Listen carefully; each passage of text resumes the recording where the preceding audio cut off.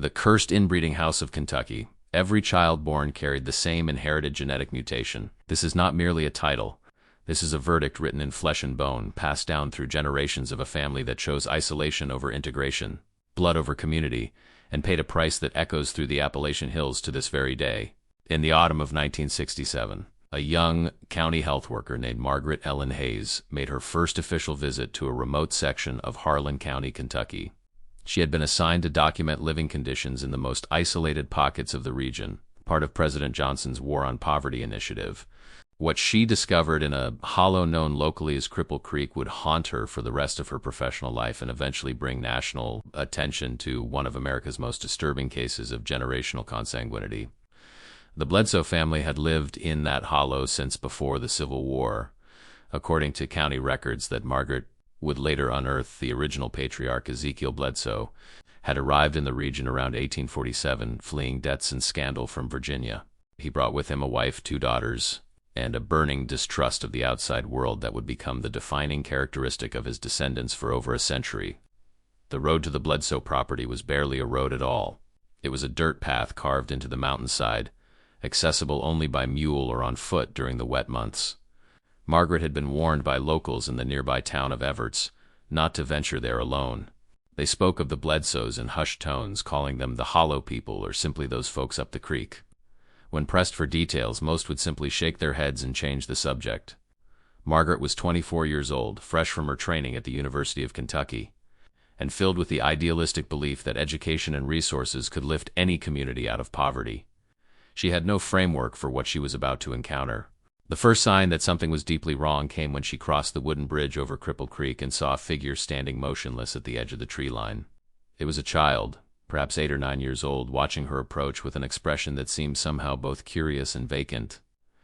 As Margaret drew closer, she noticed the child's features, a pronounced underbite, eyes set unusually close together, and fingers that seemed too short for the hands they were attached to. The child did not speak. It simply turned and disappeared into the woods, moving with an odd, shuffling gait that suggested some difficulty with coordination. Margaret continued up the path until she reached the Bledsoe homestead. What she found was not one house, but a cluster of 5 ramshackle structures arranged in a rough semicircle around a central clearing. Smoke rose from 3 of the chimneys. Chickens scratched in the dirt. And everywhere there were eyes watching her from doorways and windows. She counted 17 people that first day. 17 members of the Bledsoe family living in those 5 structures, ranging in age from infants to elderly. And among those 17, Margaret noted in her official report, at least 12 displayed visible physical abnormalities consistent with hereditary conditions. The family patriarch at that time was a man named Hosea Bledsoe, 63 years old according to county birth records, though he looked far older. Hosea was the great-grandson of Ezekiel, and he had never once left Harlan County. Neither had his father nor his grandfather. The Bledsoes had turned inward generation after generation until the family tree had become something more like a family knot. Hosea's wife, Della, was also his first cousin. His parents had been second cousins.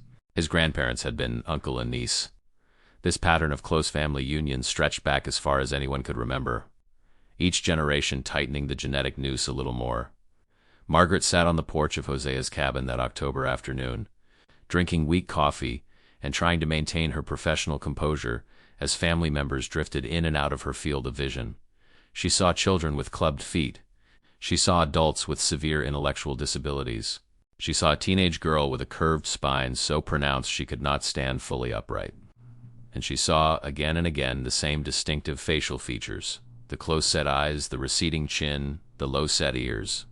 The Bledsoes were polite but guarded. They answered her questions in monosyllables when they answered at all. Hosea did most of the talking, explaining that the family had always kept to themselves and always would. They grew their own food. They made their own clothes. They buried their own dead in a small cemetery on the hill behind the main cabin. They needed nothing from the outside world, and they wanted nothing from it either. But Margaret was trained to look beyond what people said to what they showed. And what the Bledsoes showed her was a community in crisis. The children were malnourished. Several adults displayed symptoms of untreated medical conditions, and the pattern of hereditary deformities suggested something that her textbooks had only mentioned in passing: the accumulated effects of multiple generations of consanguineous unions. She returned to Everett's that evening and immediately began researching the Bledsoe family history. What she found in the county courthouse records confirmed her worst suspicions. Marriage licenses, birth certificates, death records, all told the same story. The Bledsoes had been wedding their own kin for at least 4 generations. Cousins to cousins, uncles to nieces. In at least 2 documented cases, half-siblings to half-siblings. The genetic consequences of such practices are well understood by modern science, though they were less clearly articulated in 1967, when closely related individuals produce offspring. Recessive genetic mutations that might otherwise remain dormant have a much higher chance of being expressed.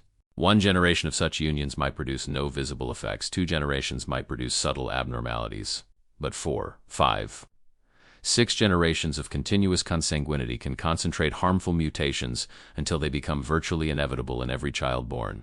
The Bledsoes had reached that point. They had crossed a genetic threshold from which there was no return. Margaret's initial report to her supervisors in Frankfurt was met with skepticism. Surely she was exaggerating. Surely no American family in the 20th century could have maintained such extreme isolation. But Margaret had documentation. She had photographs. And she had the testimony of the few outsiders who had encountered the Bledsoes over the years. Traveling preachers, revenue agents during Prohibition, the occasional lost hunter. By the spring of 1968, a small team of medical professionals had been assembled to conduct a more thorough investigation of the Bledsoe family. What they discovered would shock the medical community and raise profound questions about isolation, poverty, and the limits of government intervention in private family matters. But that investigation would also trigger a chain of events that the Bledsoes themselves could never have anticipated. Events that would tear the family apart, expose their secrets to the world, and ultimately lead to one of the most controversial custody battles in Kentucky legal history. The hollow that time forgot was about to be dragged, kicking and screaming, into the modern age. Confira sege inscrito nes canal. This story is only beginning to reveal its darkest secrets, and the families we investigate deserve witnesses who will see their truth through to the end. Subscribe now, because what comes next will change how you understand the hidden corners of American history. The medical team that arrived in Cripple Creek in April of 1968 consisted of 3 physicians from the University of Kentucky Medical Center, 2 social workers, and a geneticist named Dr. Harold Pemberton, who had spent his career studying hereditary conditions in isolated Appalachian. COMUNITIES. Dr. Pemberton was 61 years old, a soft-spoken man with wire-rimmed glasses and a reputation for treating his research subjects with uncommon dignity. He would need every ounce of that dignity in the weeks ahead. The Bledsoes did not welcome the medical team. Hosea met them at the wooden bridge with a shotgun cradled in his arms, not pointed at them but not pointed away either. He listened to their explanations about free medical care and government assistance with an expression of profound distrust. Finally, after nearly an hour of negotiation, he allowed them to enter the hollow on one condition: they would examine only those family members who volunteered. They would take no one away, and they would leave before sundown each day. Dr. Pemberton agreed to these terms, though he knew they would severely limit the scope of his research. What mattered most was establishing trust. If the Bledsoes felt threatened, they would simply disappear deeper into the mountains, as they had done before when outsiders came too close. Over the following 3 weeks, the medical team conducted examinations on 11 members of the Bledsoe family. The findings were consistent and devastating. Every individual examined displayed at least one significant hereditary abnormality. Most displayed several. The most common condition was a form of skeletal dysplasia that affected bone growth and development. This explained the shortened fingers Margaret had noticed on the child at the tree line, as well as the curved spines and unusual gaits observed throughout the family.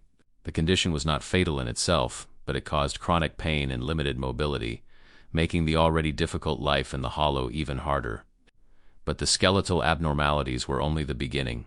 The team also documented high rates of congenital heart defects, hearing impairments, and moderate to severe cognitive disabilities. Several family members showed signs of a rare metabolic disorder that affected their ability to process certain proteins, leading to developmental delays and behavioral problems if left untreated. Dr. Pemberton was particularly interested in a condition he observed in 4 of the children examined: a distinctive pattern of facial features combined with intellectual disability that suggested a specific genetic syndrome, without the advanced testing methods that would become available in later decades. He could not confirm his suspicions definitively, but his clinical notes from that period reveal his growing certainty that the Bledsoes were suffering from the accumulated effects of a single genetic mutation passed down and concentrated through generations of close family unions. The team's geneticist estimated that the coefficient of inbreeding among the youngest Bledsoe children was comparable to that of offspring from immediate family members. In genetic terms, these children carried the equivalent burden of mutations that would result from the closest possible family relations, even though the actual pedigree showed slightly more distant connections on paper. This was the cumulative effect of multiple generations of consanguinity. Even unions between first cousins could produce offspring with the genetic vulnerability of much closer relations. Perhaps the most heartbreaking discovery came on the team's final day in the Hollow. Dr. Pemberton was examining a 5-year-old girl named Sarah Beth, one of Hosea's granddaughters, when he noticed that her hearing loss was not congenital but progressive.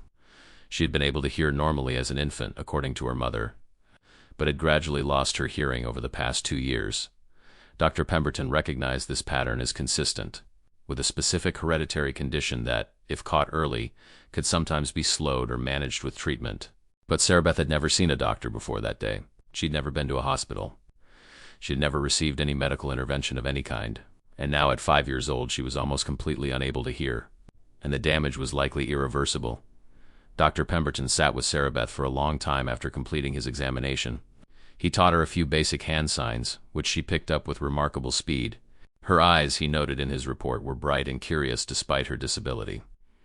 She was clearly intelligent, clearly capable of learning, clearly deserving of every opportunity that other children her age took for granted. But she was a Bledsoe, and in Cripple Creek, that meant her opportunities were limited to what the Hollow could provide. The medical team's report, submitted to state health authorities in June of 1968, painted a grim picture of generational suffering. They documented the physical conditions they had observed. They outlined the genetic mechanisms that had produced those conditions. And they made a series of recommendations that would prove deeply controversial. Chief among these recommendations was a proposal to remove the youngest Bledsoe children from the Hollow and place them in foster care or state institutions where they could receive proper medical treatment and education. The team argued that leaving these children in the Hollow was tantamount to sentencing them to lives of preventable suffering. The parents, they suggested, were not capable of providing adequate care, and the continued pattern of consanguineous unions virtually guaranteed that future generations would suffer even more severe effects. This recommendation would spark a fierce debate about parental rights, government overreach, and the complex ethics of intervening in isolated communities. It would also bring the Bledsoe family to the attention of journalists, activists, and curious onlookers who would descend on Cripple Creek in the months ahead. But before any of that could happen, something else occurred that would change the trajectory of the Bledsoe story forever. Something that began with a scream in the night and ended with a shallow grave on the hillside cemetery. In the early morning hours of July 14, 1968, one of Hosea's daughters gave birth to her third child. The labor was difficult, lasting nearly 18 hours, and was attended only by the women of the family, as had been their tradition for generations. The child that emerged was alive but badly malformed, with physical abnormalities so severe that it could not survive without immediate medical intervention. There was no medical intervention available in Cripple Creek. The nearest hospital was over 30 miles away, accessible only by the rutted dirt road that became impassable after dark. And even if the family had been willing to seek outside help, which they were not, the child's condition was likely beyond what 1968 medicine could have addressed. The baby lived for 6 hours. It was buried before dawn in the family cemetery, in a grave marked only by a small wooden cross. No birth certificate was filed. No death certificate was issued. As far as official records were concerned, the child had never existed. But Margaret Ellen Hayes, who had maintained contact with a few sympathetic members of the Bledsoe family, learned of the birth and death within days, and she understood, perhaps better than anyone else involved in the case, what that small grave represented. It was not the first such grave in the Bledsoe cemetery, and unless something changed, it would not be the last. The story of the Bledsoe family might have remained a footnote in medical literature, known only to specialists and local historians, if not for a young journalist named Thomas Reardon. In the autumn of 1968, Reardon was working for a small newspaper in Lexington, hungry for a story that would launch his career. He found it in the medical team's report on the Bledsoes, which had been leaked to him by a sympathetic source in the state health department. Reardon's article, published in October of 1968 under the headline, "The Forgotten Hollow, A Kentucky Family's Century of Isolation," was picked up by wire services and reprinted in newspapers across the country. Within weeks, the Bledsoe family had become a national sensation, their story debated in living rooms and coffee shops from coast to coast. The public reaction was complex and often contradictory. Some readers expressed horror at the conditions in the Hollow and demanded immediate government intervention to protect the children. Others defended the Bledsoes' right to live as they chose, arguing that government interference in family matters was a dangerous precedent. Still others used the story to advance various political agendas, citing the Bledsoes as evidence of everything from the failure of Great Society programs to the dangers of rural poverty to the need for stricter marriage laws. The Bledsoes themselves became unwilling celebrities. Journalists and photographers made the difficult journey to Cripple Creek, hoping for interviews and images. Most were turned away at the wooden bridge by Hosea or one of his sons, who had grown increasingly suspicious and hostile toward outsiders. A few managed to take photographs from a distance, capturing grainy images of the ramshackle cabins and their reclusive inhabitants. These photographs became iconic, reproduced in newspapers and magazines throughout the late 1960s and early 1970s. They showed children with visible deformities playing in the dirt. They showed adults with distinctive facial features staring suspiciously at the camera. They showed a world that seemed impossibly remote from the suburban prosperity that most Americans experienced. But the photographs also raised troubling questions about privacy, consent, and the ethics of exposing a vulnerable family to public scrutiny. The Bledsoes had not asked to become famous. They had not consented to having their images spread across the nation, and the attention they received was not uniformly sympathetic. Some commentators mocked the Bledsoes as backwards hillbillies, using their story to reinforce cruel stereotypes about Appalachian poverty. Others treated them as curiosities, objects of fascination rather than human beings deserving of dignity and respect. The line between raising awareness and exploitation was often blurred, and the Bledsoes paid the price for that ambiguity. Meanwhile, the legal and political machinery that would determine the family's fate was grinding into motion. In November of 1968, the Harlan County Department of Social Services filed a petition in family court seeking custody of 7 Bledsoe children under the age of 12. The petition cited the medical team's findings and argued that the children were at immediate risk of harm due to medical neglect, inadequate living conditions, and the ongoing pattern of consanguineous unions within the family. The case was assigned to Judge William T. Crawford, a stern, conservative jurist who had presided over the Harlan County Family Court for nearly 2 decades. Judge Crawford was known for his skepticism of government intervention in family matters and his belief that parents, not the state, should have the primary responsibility for raising their children. But he was also known for his commitment to the law, and the evidence presented in the Bledsoe case was difficult to ignore. The custody hearing began in January of 1969 and lasted nearly 3 weeks. It was one of the longest and most contentious family court proceedings in Kentucky history, attracting national media attention and sparking protests from both supporters and opponents of the state's intervention. The prosecution presented a parade of expert witnesses, doctors, geneticists, social workers, all testifying to the dire conditions in the Hollow and the urgent need to remove the children from their family. They showed photographs of the children's medical conditions. They presented charts illustrating the family's complex genealogy and the genetic consequences of their marriage patterns. They argued that leaving the children in the Hollow was equivalent to condemning them to lives of preventable suffering. The defense, led by a court-appointed attorney named James Holbrook, took a different approach. Holbrook argued that the Bledsoes, whatever their faults, loved their children and had cared for them to the best of their ability. He pointed out that removing the children from their family and placing them in state institutions could cause its own form of harm, severing bonds of affection and community that could not easily be replaced. He challenged the state's right to dictate how families should live and who they should be permitted to wed. Hosea Bledsoe himself testified on the final day of the hearing. It was the first time he had ever spoken publicly about his family, and his words carried a raw emotional power that surprised many observers. He spoke of his love for his children and grandchildren. He spoke of the traditions that had sustained his family through generations of hardship. And he spoke of his fear that the government would destroy everything his ancestors had built. When asked about the pattern of close family unions, Hosea was unapologetic. His people had always kept to their own, he said. It was their way, it was what they knew, and he did not believe that outsiders had any right to tell them otherwise.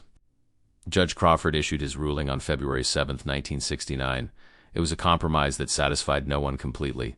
He ordered that 3 of the youngest Bledsoe children, including little Sarabeth with her progressive hearing loss, be removed from the hollow and placed in state care where they could receive medical treatment and education. But he allowed the remaining children to stay with their families, provided that the parents agreed to regular visits from social workers and medical personnel. He also issued a stern warning to the Bledsoe family. Any future unions between close family members, he declared, would be grounds for immediate removal of any children produced by such unions. The state had a compelling interest in preventing the birth of children with severe hereditary disabilities, and it would exercise that interest to the fullest extent of the law. The ruling was appealed by both sides and would wind its way through the Kentucky court system for years. But its immediate effect was to tear apart a family that had survived intact for over a century. If you've been following this story closely, you understand the weight of what these families endured. In the comments below, write these words: "Their pain deserves to be remembered." This simple act connects you to all who witnessed these forgotten histories. Your voice matters here. On the day that social workers arrived to take Sarabeth and her 2 young cousins from the hollow, the scene was one of devastating grief. Mothers wailed. Children clung to each other. Even Hosea, the stoic patriarch, was seen wiping tears from his weathered face. The 3 children were loaded into a state vehicle and driven away from the only home they had ever known, toward an uncertain future in a world they could scarcely comprehend.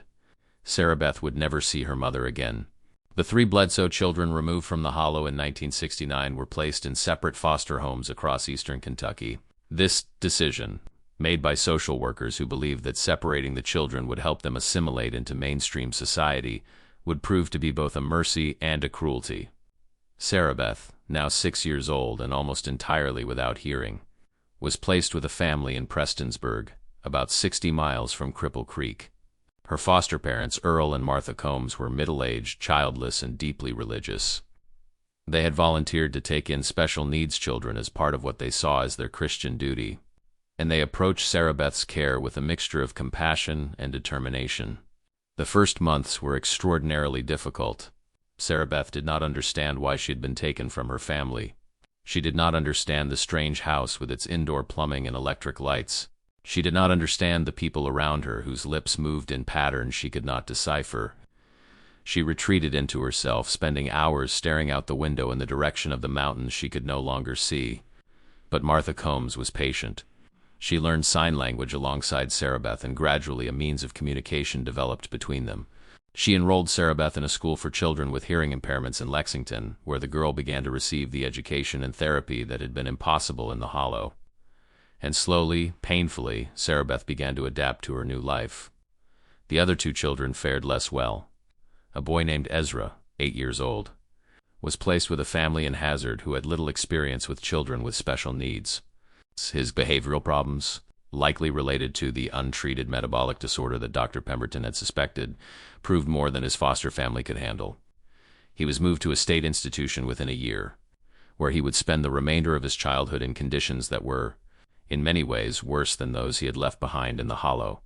The 3rd child, a girl named Delilah, who was only 4 when she was removed, was placed with a succession of foster families over the following decade. Her physical disabilities made her difficult to care for, and each family eventually requested that she be placed elsewhere. By the time she reached adulthood, Delilah had lived in 7 different homes and 2 institutions. She never formed lasting bonds with any caregiver, and she never stopped mourning the family she had lost. Back in Cripple Creek, the Bledsoes who remained tried to continue their lives as before, but the removal of the 3 children had broken something essential in the family's spirit. Hosea, who had always been the pillar of strength for his clan, fell into a deep melancholy from which he never fully recovered. He died in the spring of 1973, officially of pneumonia, though those who knew him believed he had simply lost the will to live. The pattern of consanguineous unions continued despite Judge Crawford's warning. In the isolation of the hollow, far from the eyes of social workers and courts, the Bledsoes did what they had always done. They kept to their own.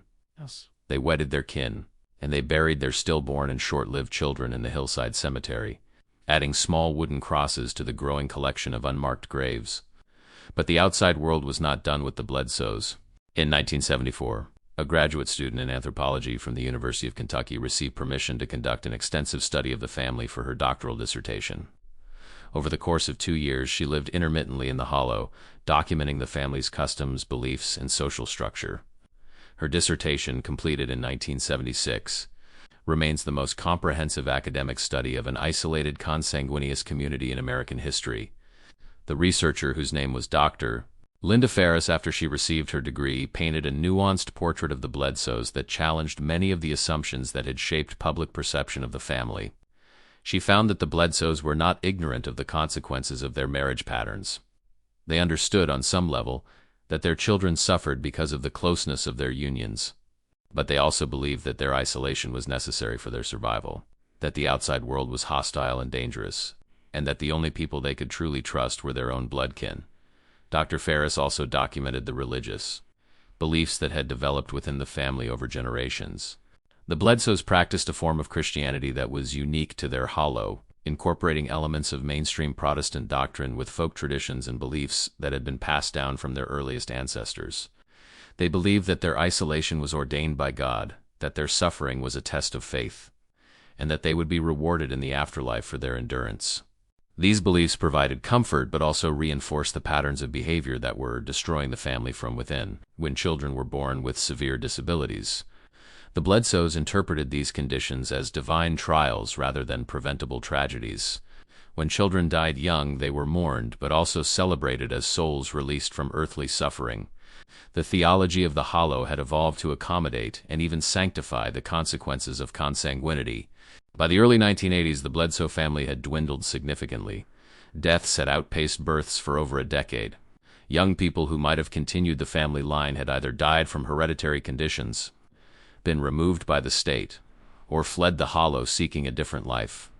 The few who remained were aging, infirm, and increasingly unable to maintain the subsistence lifestyle that had sustained the family for generations. The last patriarch of the Bledsoes was a man named Josiah, Hosea's youngest surviving son. Josiah was 47 in 1982 and displayed many of the characteristic physical features that marked his family: the close-set eyes, the shortened fingers, the slight curve of the spine. But he also possessed a sharp intelligence and a wary awareness that the old ways could not continue indefinitely. In the summer of 1982, Josiah made a decision that would have been unthinkable to his father or grandfather. He contacted Dr. Ferris, who had maintained a distant but cordial relationship with the family since completing her dissertation, and asked for her help. He wanted to know if there was any way to break the pattern, to give the children of the hollow a chance at healthier lives without abandoning everything his ancestors had built. Dr. Ferris arranged for Josiah to meet with genetic counselors at the University of Kentucky Medical Center. What followed was a series of conversations that laid bare the full scope of the Bledsoe tragedy. The counselors explained, in terms that Josiah could understand, exactly how the genetic damage had accumulated over generations and what it would take to reverse the trend. The answer was simple but devastating. The Bledsoes needed to stop wedding their own kin. They needed to introduce new genetic material into the family line. They needed to do exactly what their entire culture and history had forbidden. Josiah listened to the counselor's advice with a heavy heart. He knew that what they proposed would mean the end of the Bledsoes as his family had always understood themselves.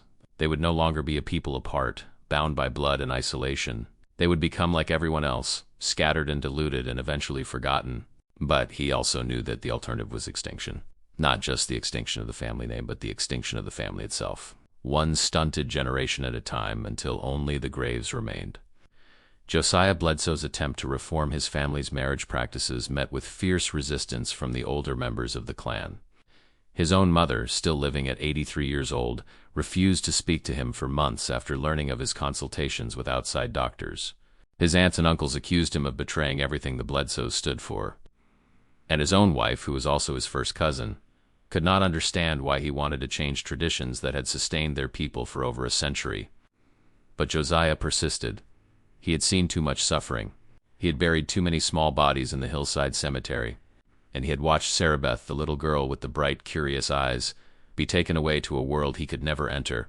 He did not want that fate for the children who remained.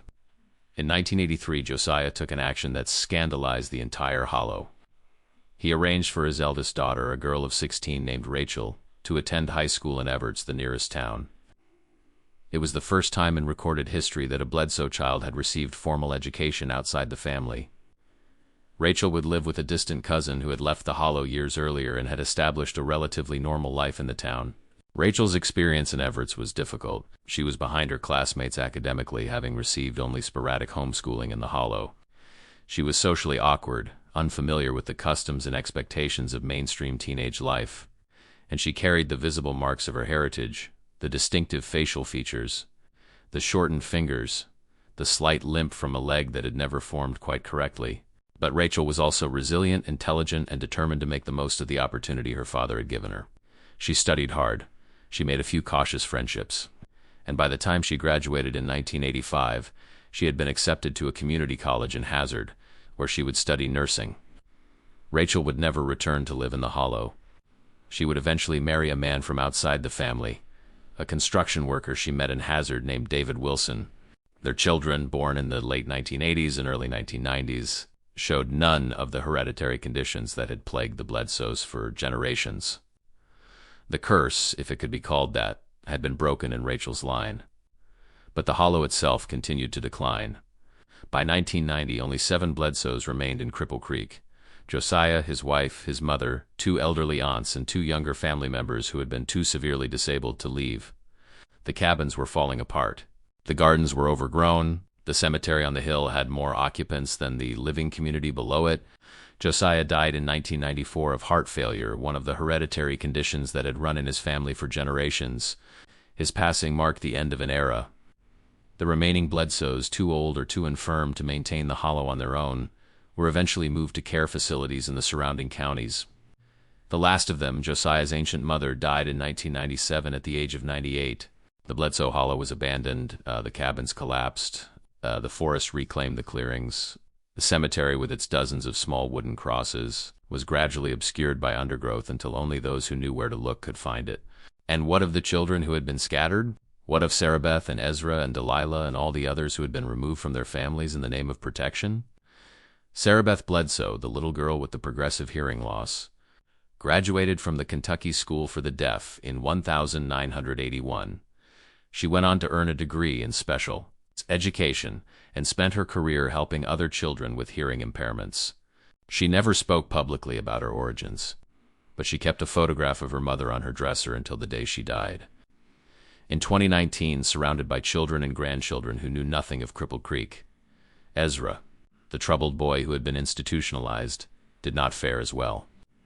He spent most of his adult life in various care facilities, his behavioral problems never adequately addressed or treated. He died in 1998 at the age of 37, officially of pneumonia, though those who knew his history suspected that years of inadequate care had simply worn his body down. Delilah, the youngest of the 3 children removed in 1969, struggled throughout her life with the physical and emotional consequences of her heritage. She never married. She never held steady employment. She lived on disability payments in a small apartment in Lexington where she died alone in 2008. Her body was not discovered for 3 days. Rachel Wilson, Josiah's daughter, who had broken free of the Hollow, lived to see her grandchildren grow up healthy and strong. She rarely spoke of her childhood, but in her final years, she began to write down her memories, hoping to preserve some record of the family that had shaped her. Her memoir, never published, remains in the possession of her descendants, a private testament to a vanished world. The Bledsoe story is in many ways a uniquely American tragedy. It is a story of isolation and poverty, of government intervention both too late and too clumsy, of a family that tried to preserve itself and ended up destroying itself instead. It is a story without clear heroes or villains, only human beings making choices within constraints they barely understood. But it is also a story with lessons for our own time. The forces that created the Bledsoe tragedy, the poverty, the isolation, the distrust of outsiders, the intergenerational transmission of harmful patterns, these forces have not disappeared. They have merely taken new forms in communities across America and around the world. Wherever people find themselves cut off from the resources and connections that allow families to thrive, the Hollow is empty now. The cabins have rotted into the forest floor. The cemetery is hidden beneath decades of fallen leaves and tangled vines.